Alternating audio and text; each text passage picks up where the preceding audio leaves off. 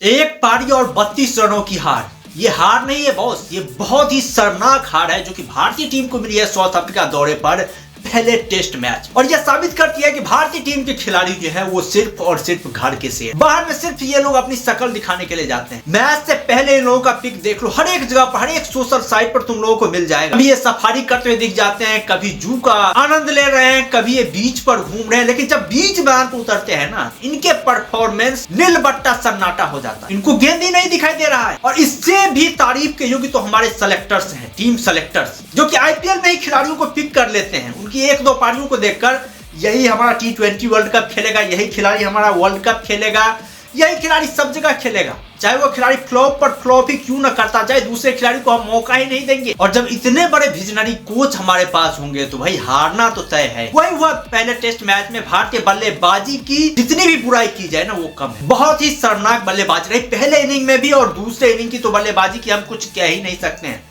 दूसरे इनिंग में तो हमारे बल्लेबाज दहाई अंक तक पहुंचने के लिए भी तरस रहे थे। मात्र दो ही बल्लेबाज ऐसे रहे जिन्होंने दहाई अंक का आंकड़ा छुआ। एक विराट कोहली जिन्होंने कि 76 रन बनाए, और दूसरे बल्लेबाज है शुभमन गिल जिन्होंने 26 रन बनाए। बाद बाकी जितने भी बल्लेबाज थे वो साउथ अफ्रीकन गेंदबाजों की गेंद पर हाँफते हुए दिखाई, चाहे वो यशस्वी जायसवाल हो, शुभमन गिल हो या फिर रोहित शर्मा, सबकी पटकथा एक जैसी ही। यशस्वी जायसवाल ये वो खिलाड़ी जब वेस्ट इंडीज दौरे पर मैच हो रहा था तो इनके बल्ले से रन निकल रहे थे। चौके और छक्के देख करके इन्होंने खूब सारी तारीफें बटोरी थी।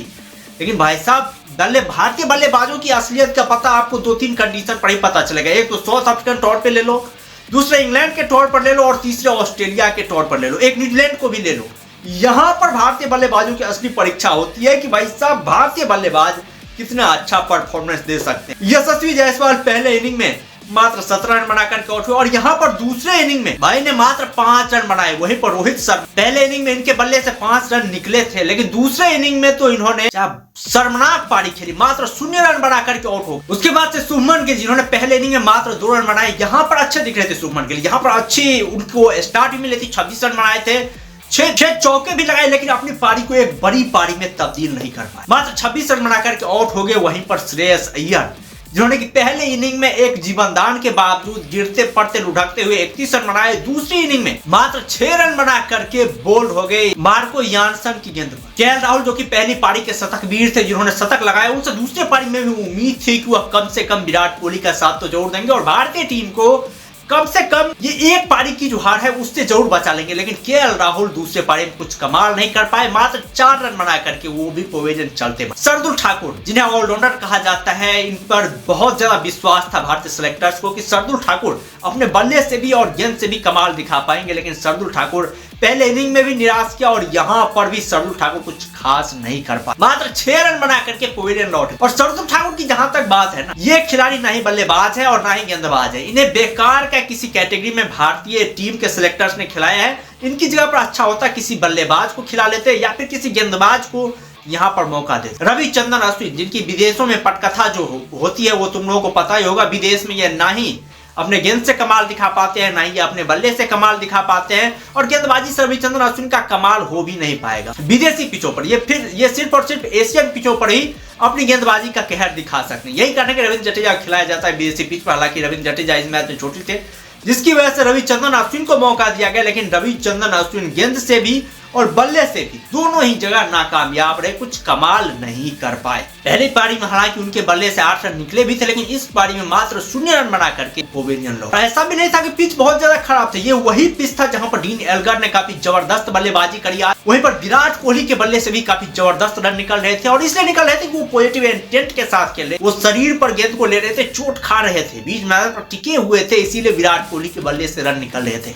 लेकिन यहाँ पर कोई बल्लेबाज चोट खाना नहीं चाहता, जिसकी वजह से गेंद जो है ना उनके बल्ले को चूमती हुई स्लिप में जा रही थी या फिर विकेट कीपर के दस्तानों में जा रही। लेकिन बॉस इस सिचुएशन को क्रिएट करने के लिए दाद देनी पड़ेगी साउथ अफ्रीकन गेंदबाजों की, जिन्होंने जबरदस्त दमखम लगाया, जिन्होंने अपनी पूरी ताकत झोंक दी भारतीय बल्लेबाजों को आउट करने के पीछे। यदि बल्लेबाज शॉट नहीं लगा रहे थे, गेंद को डक कर रहे थे, उनके शरीर पर अटैक किया जाता, उन्हें डराया जा रहा। लेकिन भारतीय गेंदबाज जो कि बस गेंद डाल रहे थे, उन्हें पिच से मदद चाहिए, पिच से मदद नहीं मिलेगा तो कुछ कमाल कर ही नहीं पाएंगे, अपना दमखम नहीं लगाएंगे। बस इन लोगों का दमखम आईपीएल में ही दिखे। और वही हुआ, यहाँ पर भी गेंद ना ही सीम कर रही थी ना ही स्विंग कर रही थी, और भारतीय गेंदबाजों को बहुत ही मामूली तरीके से साउथ अफ्रीकन बल्लेबाजों ने लिया और यही कारण है कि साउथ अफ्रीका की टीम ने पहले इनिंग में 408 रन बना लिए। जबकि हम भारतीय गेंदबाजों और साउथ अफ्रीकन गेंदबाजों की तुलना करें तो भारतीय गेंदबाज साउथ अफ्रीकन गेंदबाजों से कहीं ज्यादा अनुभवी थे, कहीं ज्यादा मैच खेलने का इन लोगों के पास एक्सपीरियंस। वहीं पर साउथ अफ्रीकन गेंदबाज जो थे वो नए नए आए थे। आप मार्को यानसन को देख लीजिए, कितने दिन उनको आए हुए हैं। नांद्रे बर्गर जो कि इस मैच में डेब्यू कर रहे हैं, हालांकि एक कगिसो रबाडा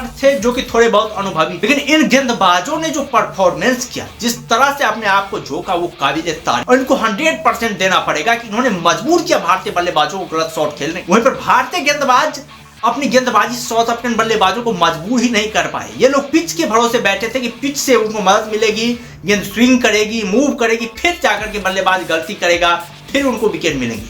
लेकिन ऐसा नहीं। यहाँ पर यदि भारतीय बल्लेबाजों में एक बल्लेबाज की कमी दिखी तो वो दिखी अजिंक्य रहाणे, जो बल्लेबाज हर एक विदेशी कंडीशन में अच्छा परफॉर्मेंस करके दे रहा है, चाहे वो वर्ल्ड टेस्ट चैंपियनशिप हो या फिर इंग्लैंड का दौरा हो, ऑस्ट्रेलिया का दौरा हो, हर जगह उसके बल्ले से रन निकल रहे हैं। पिछली बार जब भारतीय टीम साउथ अफ्रीकन कंडीशन में भी आया था तो हम उसकी वजह से ही एक मैच जीत पाए थे। उस बल्लेबाज को यहाँ पर टीम से हटा दिया जाता है, टीम में खेलने का मौका नहीं दिया जाता है, तो भाई हम कहाँ से जीतेंगे। वैसे बस तुम लोगों का क्या कहना है इस मैच के बारे में? तुम लोग क्या कारण बता सकते हो कि वो कौन सा एक यूनिक कारण है जिसकी वजह से भारतीय टीम यहाँ पर हारी? क्या वो अजिंक्य रहाणे वाला मैटर था या फिर भारतीय खिलाड़ियों का अपना 100% इस मैच में नहीं दे? कौन सा रीजन रहा? तुम लोग कमेंट बॉक्स में चल के अपना राय जरूर दें। और यदि चैनल पर नहीं हो तो चैनल को सब्सक्राइब जरूर कर लेना यदि तुम लोगों को यह वीडियो पसंद आया।